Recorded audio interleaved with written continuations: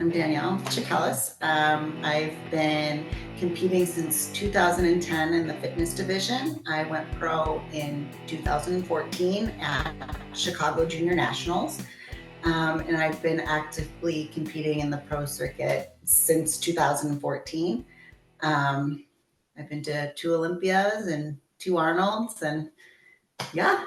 How did you really get into like fitness in the gym in the first place before bodybuilding? Well, I've always been really active. I've always been an active person. So my parents had me in sports since I could walk, to be very honest with you. I was a gymnast and mostly a cheerleader. I've been cheering since I was 6 years old. And then I kind of stumbled into fitness just from ESPN, actually. I was watching ESPN with my dad, and I was young. I don't believe it's televised anymore on ESPN, but I wish it was. And I kind of stumbled across it. He's like, hey, look at this. And there's girls flipping around on stage. And then fast forward years later, um, I saw some girls at the gym who were muscular. I started buying all the Oxygen magazines because social media was not around then. And I just really got into lifting weights and trying to transform my body, which turned out to be going on stage and performing and using all my previous sports history. I mean, like for someone like me who's been active for forever and scheduled and disciplined, to just stop doing it wasn't really an option. Mhm. So it's amazing to be able to like be competitive, but also have that schedule and structure in my life to do something Yeah. else. I actually took a break about a couple years ago, and it was a short-lived break, but I missed that structure and that discipline so much. I could not stop thinking about it, and then getting back into it. Mhm. I feel like my life's just been smoother. Like prep's hard, bodybuilding's hard, but you just have that like momentum, and you just know what's next. Like you said, it's almost like comforting in a way.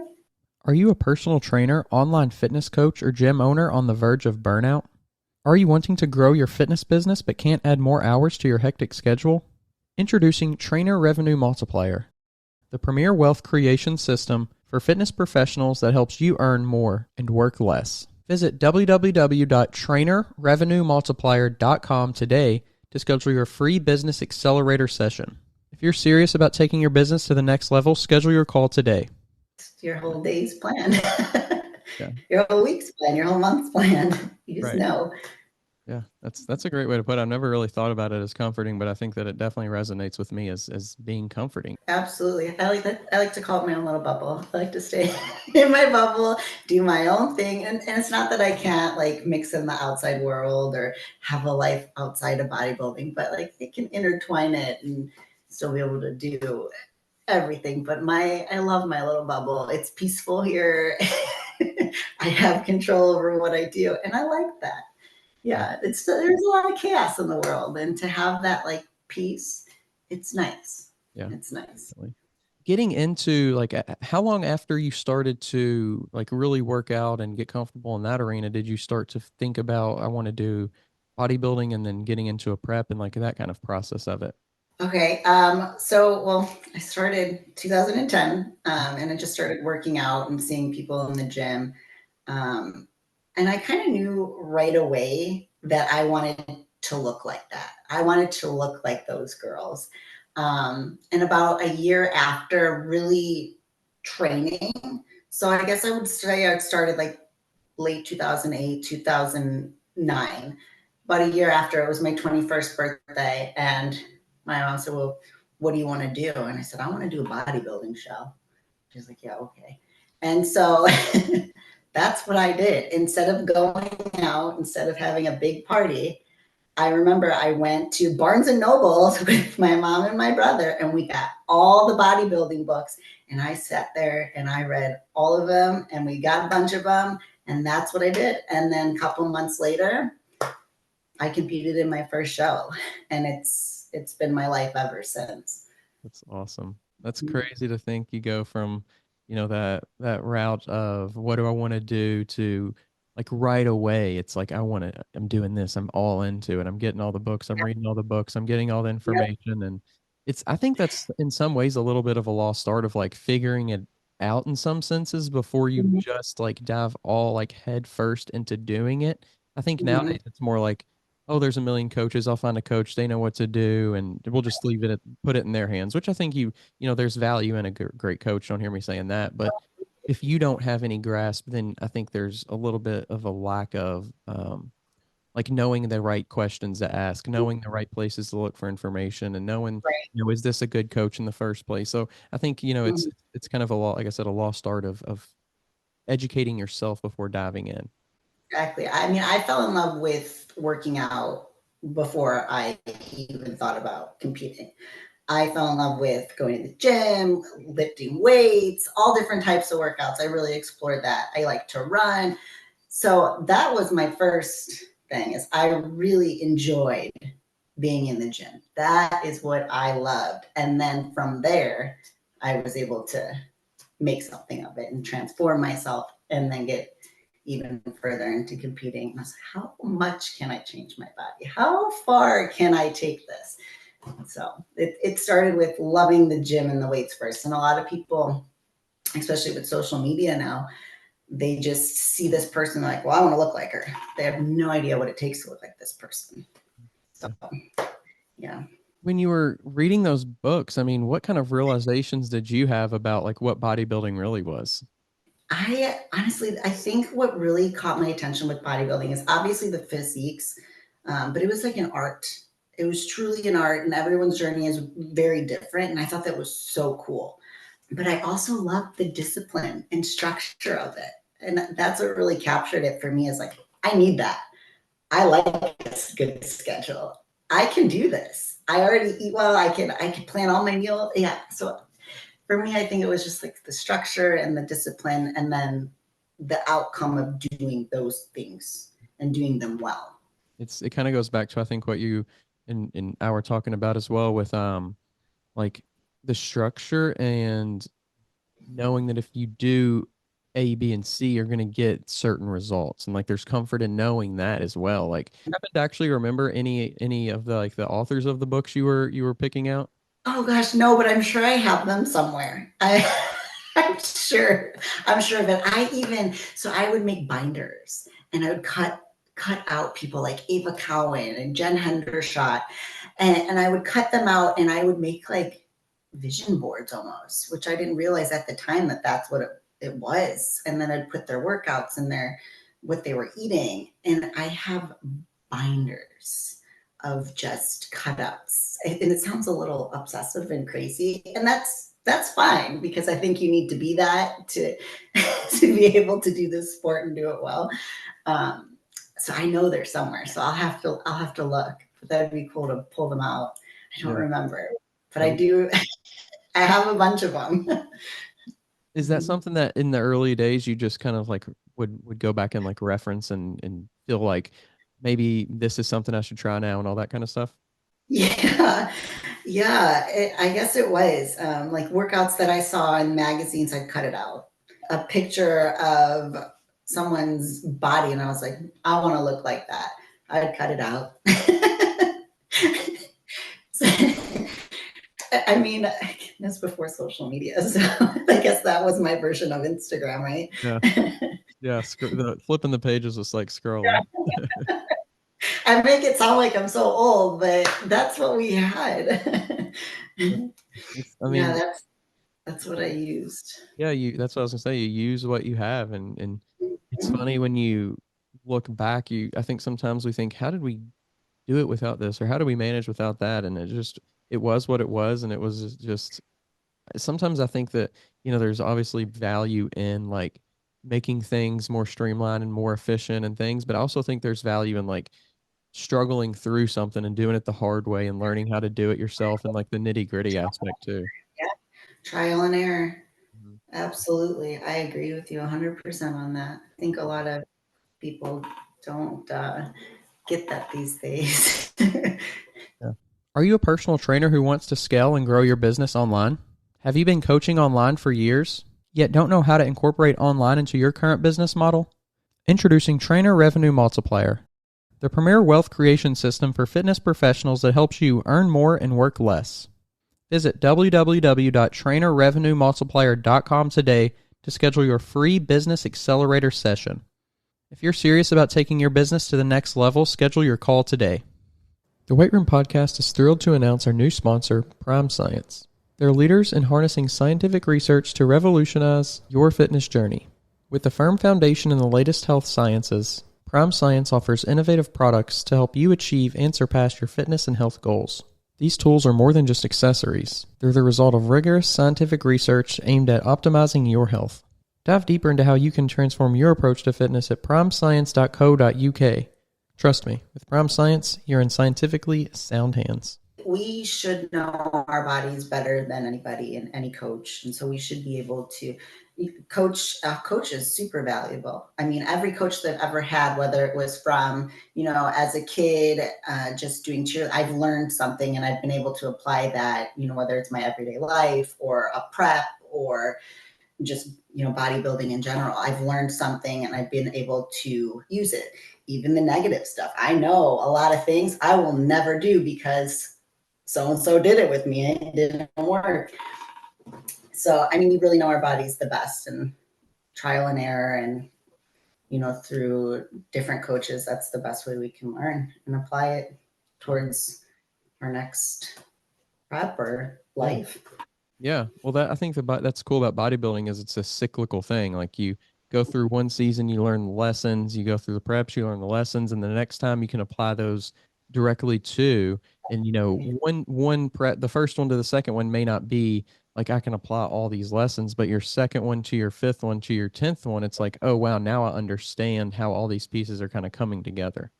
Yeah, absolutely. And no prep or no year is the same, especially in the sport of bodybuilding. You're always evolving. The sport's always evolving. There's always something changing. And that's what's cool about it too. I just think it's so quiet. The human body is made. People are so amazing. People are so talented, and what we can do. Yeah, it's amazing to see how some of us transform our physiques and do such amazing. The fitness division, for example, some of these girls, oh my goodness, the way they do handstands and just it's art. Not just their bodies, but their movements. It's art. How talented. People are amazing. I love watching it. Yeah. Yeah, it really does add an additional layer of that performance and like your own putting in creativity and putting in maybe athletic, I guess the athleticism too. Like you're adding the athleticism with the physique and just how that like getting into like the nitty gritty of how like you have to make your diet work with being able to perform like that and your hydration and making sure that like all the things can allow you, like you have to do all these things as a bodybuilder for your physique, but then you also have to add another layer, which I think is just incredible that people have it left in them to go out and do that. It is amazing, and it's definitely a different breed. It's funny though, because as a fitness competitor, I don't know if I could do another division because I feel like I need that like athletic part of it. Not to say that other divisions aren't athletic. Everyone does things a lot differently, but I would miss going and practicing my skills. And so there's some days where I'm like, oh, how am I going to do this? Like I did my cardio, I did my workout, and now I have to go practice. But you just do it. You do it. Whether it's, your best practice ever or your worst one, you just still, and you go and you do it and you try your best. I'm sure on those challenging days too, there's value in that, knowing like this is somewhat what I may feel like on the stage. Yeah, a lot of times there are bad practices, and you just kind of have to do it because you don't know what you're going to expect on stage. So it's good to practice like when you're not so great mentally or your body is kind of sore and tired because you don't know what's going to happen on that stage.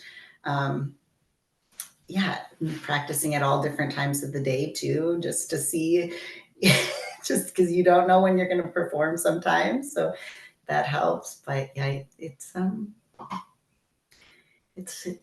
tough. It's tough. I'm kind of going back in time to when, getting back into when you first had gotten into the sport. I mean, what was that initial experience like for you, going through and doing a prep and getting on stage for the first time? Well, I was a cheerleader and a gymnast, right? Mostly cheerleader. So I was used to being on stage. But I was not used to being on stage in a bikini and heels.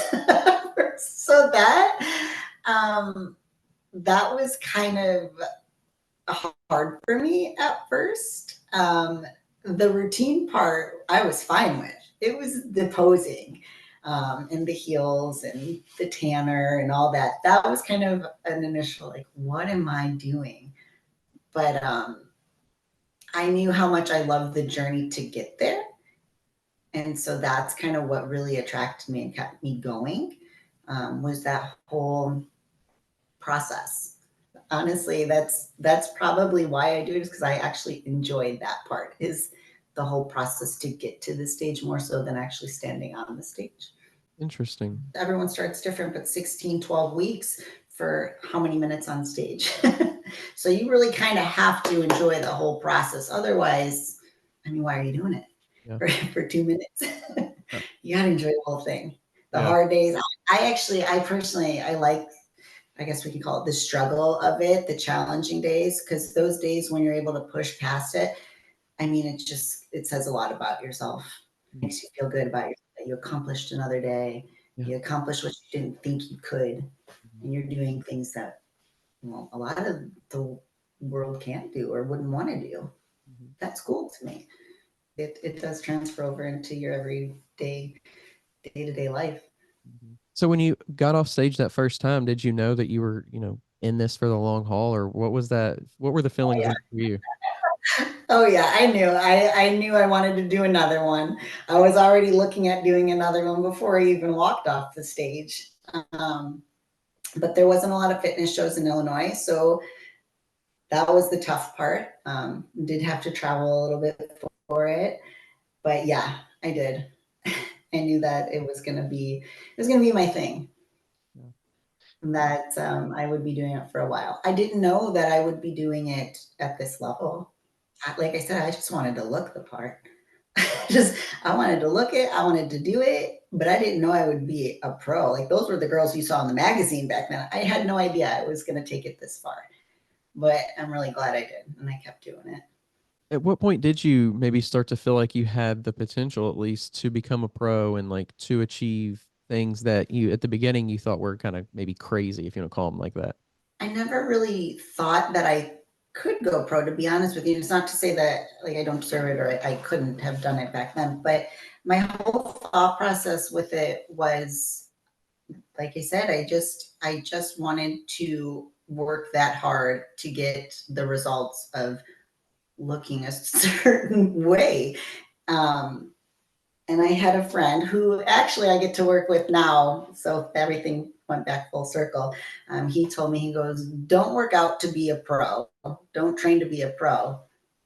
Train to look like one, and then maybe you'll deserve it. And so that's what I've always did. And I just wanted to train, wanted to train to look like one. And then, as I started really getting into changing my fitness routine and learning more about it, I was okay. I can, I can do this. So I started doing some national shows, and still, I was just happy to be there. I'm still just happy to be on stage. Like, just happy to stand next to some of these girls. That was cool to me. But after earning my pro card, that was pretty awesome. What was it Like, like yeah, for no, you to do that? to earn my pro card, Mhm. wow, it's pretty surreal. So it's been 2014 is when I earned it, and still I've competed a ton of times as an IFBB pro, and I still, when I talk about my pro card, it still gives me chills. Like I have a pro card, and I've had it. Um, it's surreal. It was one of the greatest feelings I've had. It's one of my greatest accomplishments. I worked really hard to get to that point, but I knew once I got that pro card that I had to work even harder, because now I'm not going to stop competing. So that was like a point where I kind of had to decide, how hard are you going to work to take it to the next level? And that's what I've been doing ever since. And what are some of those things that you revved up, if you will, or some things maybe that you started to do that you weren't doing before, some things you took more seriously, like to increase your, your performance and your output and things like that? Yeah, I guess it was just learning a lot of new skills and trying new things, especially in the fitness division. It's always evolving. The girls are getting bigger, faster, and stronger. And so you got to keep up. And so it's just been doing that, learning, just new things with my diet, maybe. Been messing with that a lot lately just to get a little bit bigger. Just always trying new things to come in a little bit better. Um, just again to look the part of a professional athlete. How would you compare, getting your pro card to becoming qualified for the Olympia? Are those like comparable at all, or is it like just in its own category? What kind of emotions and what kind of thoughts run through your head in those two? It's still like it's different. It's different in the best ways because it kind of, you win your pro card and now you have to work harder. You get to the Olympia and now you have to work even harder. It's one of those moments that it sends chills up your spine just thinking about it. Like you dream of that. It's a dream moment. It's something I can't even put into words, to be very honest with you. To me, I know a lot of these competitors, they go to Olympia a lot. For me, it's like a once in a lifetime opportunity. So it just feels really good to achieve that level of greatness and to get to go on the best stage in the world, one of the best stages in the entire world. It's absolutely surreal. It's a whole different ball game. It's a whole different ball game. Yeah, it's pretty amazing. The Weight Room Podcast is proud to be partnered with Prime Science, our new sponsor and a trailblazer in health technology. Prime Science is dedicated to pushing the boundaries of what's possible in health and fitness through extensive research and scientific validation. Their products are a testament to their commitment to safe, scientifically backed health optimization. To learn more about how Prime Science is redefining fitness with valid science, visit primescience.co.uk. Join us in embracing a future where fitness meets rigorous scientific practice with Prime Science. This podcast is sponsored by Smoking Gun Coffee, a veteran-owned coffee company that strives to give back to those in need. Don't forget to use code TWR10 for a 10% discount at checkout. To be up there with some of those people. Yeah, truly. So what was your Olympia, your first Olympia experience like, getting to not just step on the stage, but the whole kind of the events and the just being a part of it and like your name's on the posters and it's like, it's just you are a part of this event and you do the signing and you do this, that, and the other. Like tell us a little bit about how that went for you. So my first Olympia was in 2018. I had won the Chicago Pro. And it was kind of it was a weird year for me. Let's just say that. And I didn't get to take it all in as I wish I did and should have. I was extremely grateful for, the opportunity, but I wasn't at my best mentally. And so I kind of missed out on things that I wish I didn't. And I have regrets about that. But if you fast forward to 2022, I got to go again, and it was a whole different experience for me. It was absolutely wonderful. It was just one of those moments that I was like, I get to do this again. It was so much fun. I felt like a celebrity. You feel like a celebrity. It was just a surreal moment and feeling, and you get to be with all these amazing athletes in one area. I was starstruck. Like some people have like their movie celebrities and actors and stuff. Mine are bodybuilders. So I was like, oh my gosh, look at who I'm sitting next to. Like I was starstruck the entire time. And the same for the Arnold, just completely starstruck. I, I felt like a child just like seeing her, favorite people that she gets to see on TV. It was amazing. It was amazing. Did the starstruckness like add any layer of like anxiety of like, oh man, I'm competing in front of these people that I've, looked up to for so long or that are at the top of the sport, or even going past like the people on stage, but the people who may be in the audience that you also like know who they are, Olympians of the past that you kind of are now taking the place of on stage, and then also kind of, a third layer of people are going to be watching you thinking, I want to be like that. Yeah. Well, of course, I get nervous for every show, whether it's the Olympia or just any type of show I have to walk on stage for, even as a guest performance. You're performing in front of people who want to see your talent, and they're expecting you to put on a great show. So, of course, there's like some nerves with that. But I've mostly felt the gratitude that I get to be on this stage. I get to perform in front of all these people, all these amazing athletes. I get to step on stage as some of the best in the world, with some of the best in the world. So it's just more of a feeling of gratitude and just wanting to honor those who have stepped on that stage too. Does it feel like a weight lifted off your shoulders in some way when you get to compete at the Olympia, and then it's like, okay, and I know now that I've done that and I have achieved that, and it's something that obviously you want to get back to. Everybody wants to get there, but like, if I don't, at least I know that I have, and somehow that maybe takes a little bit of pressure off of me. Yeah. So in 2018, I really wanted to get back there. I had taken some time off. And so that I put a lot of pressure on myself to get back there because I wanted redemption for my own sake. And so after I went to the Olympia again for my second time, there was this like weight lifted off my shoulder. It was a relief, and I had one more thing I wanted to do, and that was go to the Arnold, and I did that. And I can truly say that I am so at peace with my fitness career. However, I'm not done yet. Yes. So if I never had the opportunity to do the Olympia again, I would be at peace with it because of my experience the previous year. But I'd be lying if I said I didn't want to go again. And I'd be lying if I told you I wasn't going to be working really hard for it and am working really hard for it. It's just, it seems like it would be almost like an addictive thing. I want to feel that. I want to get that experience again. You kind of chase that feeling. You want to feel that again. And not just that, you want to show yourself you can do it again. Like that level of achievement is pretty amazing. I'd love to go again. I'd love to feel that again. I would love to win another show. How do you kind of like handle that from like a X's and O standpoint of like, okay, these shows I like to do because of this, or I know like these shows I like to do because, maybe the timeline fits like my Mhm. typical prep and my typical getting back on stage after, I step on stage the first time. Like, how do you kind of handle that? Is it something that is season by season, or something now that you're like, I kind of have this program ingrained that works best? There's not a lot of fitness shows for our division. So I kind of just,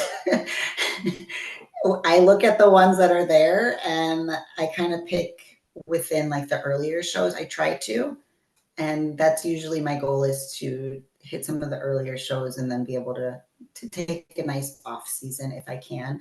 It changes year to year. I'll be very honest with you. It just depends on our schedule and if there's a decent amount of shows, because there hasn't been. There hasn't been. But usually our shows run pretty close into like the early summer. So So, for you getting into kind of a little bit more of the nitty gritty aspect of like the performance aspect, is it something that you like will take? Okay, I know I have this like base performance maybe from like a last season, or do you like go back and look at past shows that you've done performances on and like, okay, I really like this aspect of this one, but if we add this other layer, or is it something more along the lines of like, let's create a whole new thing, or, how do you really get how do you come up with this brand new thing for, each time you want to? we all kind of have our own like vibe, I guess, like our own thing. So my routines tend to be very cheer-esque and high energy. And there's certain skills that I know that I'm going to add into every routine because it's just what I do and I'm good at it and I know they're going to hit. So I try to change up my routine slightly each time. So this coming routine, I'm going to change it just completely and do a whole new thing. I do get help doing that. So I have, someone who helps me with the choreography. And so hopefully we'll revamp the whole thing and I'll leave that in his hands and take myself out of the equation this time around, with the certain moves that I know will hit, but usually I just add what I know is going to hit. You say take yourself out of the equation. Is that more from the perspective of like, I want to just see what this person comes up with and not have any of my, older thought processes into it? Yeah, because you know what? We always tend to make things when you do your own choreography, we have our own thing. So it tends to kind of look the same. And I don't want to do that. I want it to be completely different. I want it to be 100% different, add elements that I wouldn't add myself or even think of. And so that's why I would like to take myself out of the equation and just have someone else make a really cool routine for me and work on it from there. And when you do, go into like past experiences of doing your own, do you Mhm. expect that it will take, now that someone is going to be doing the whole thing, do you expect it to be like a longer process for you to learn it, get the feel, get the, I mean, I'm assuming maybe when you do get it, maybe you'll do some like maybe slight tweakage of like, okay, based on like the timing and this kind of stuff. Like, do you feel like that would have made it may take you longer to do all those things because you aren't the one that's drawing it out like step by step? Probably, probably, but I think it's going to be a little less stressful too because you don't feel like that pressure of making your own. So I'm not too sure. I'm hoping it won't take me very long, but learning someone else's choreography and their way of moving is going to be different. And is that something that you're thinking ahead, like, okay, maybe give myself another week or give myself another X amount of times to practice it beforehand, or is it just kind of like let's see what that first one when I do go through it the first time, let's see how that goes, and then we'll kind of structure it from there. I'm the type of person, the more practice I can get, the better. The more time I have with the routine, the better. And it's good too because the more I can practice it, the more I can practice it full out, the more comfortable I'm going to be on stage with it. And that's just I know some girls can wing it. I can't. I need to practice that all the time. So I definitely the more time, the better for me. For me, it needs to be autopilot. Like if I go up there and I see the lights and like you don't really think, you just go. You hear the music and you just do it. That's what it needs to be like for me. I just need to know with my eyes closed, to know it perfectly front to back, just autopilot. As soon as that music comes on, I go. Yeah. Otherwise, I might forget. You learn a lot of lessons. Do you just go with the flow and just start creating stuff off the spot, or what do you do in that situation? Oh, well, that situation was absolutely awful. And yeah, I just kind of, everything was just so spotty. Like I just did anything at the point. But I mean, it didn't look as bad as I guess I thought it did, but I was mortified. So it's been one of my things. I'm never going to let that happen to me again. So I make sure that I know the routine front to back. Yeah. So because, being a part of the Arnold this year, in particular, what level of like coming down is there when you're going from like starting the season out with something so big and then going to another show that may be a big show, but compared to something like the Arnold, it's not going to be as big. So for me, anytime you get to step on a pro stage, it's an honor. And so I'm going to treat every stage the same. I'm going to train extremely hard and I'm going to try to bring my best. I have a lot of momentum going into the Arnold. Like that just out, that was so exciting for me. And I enjoyed every single second of it. I mean, every second. I mean, from the time I got invited to the time I left Ohio. I enjoyed every minute, every second. And so I have a lot of momentum going into the next couple. And I'm really excited to build off of the package that I brought to the Arnold. I'm excited to get on stage again, no matter what the stage is, big, smaller, something in between. It's an honor, a privilege, and I'm gonna work just as hard to bring an even better package and then continue to work all season to do that for every stage I get a chance to step on. Well, best of luck moving forward this season. I look forward to kind of following along with these shows, and I'm excited to see, the outcomes and see who's going to be stepping up there on the Arnold stage. And then before you know it, we'll be, circling back around to the Arnold again and restarting the next season. So best of luck. Thank you so much. And if you want to, before we head out, if you want to share any, social media or anything like that, you can. My social media is IFBB D Cheeks Fitness on Instagram. And that's really all I have. I have a Facebook page. It's just Danielle and then Chikeles, Chikeles. If you're tired of searching for a coach or trainer, somebody who knows what they're talking about and has experience, make sure you go check out the new Coach's Corner on weightroompodcast.com. You can find quality, qualified coaches to help you achieve your goals, whether that's in bodybuilding or just general fitness. Stop wasting time and start achieving your goals today. The link to the Coach's Corner is down in the description below.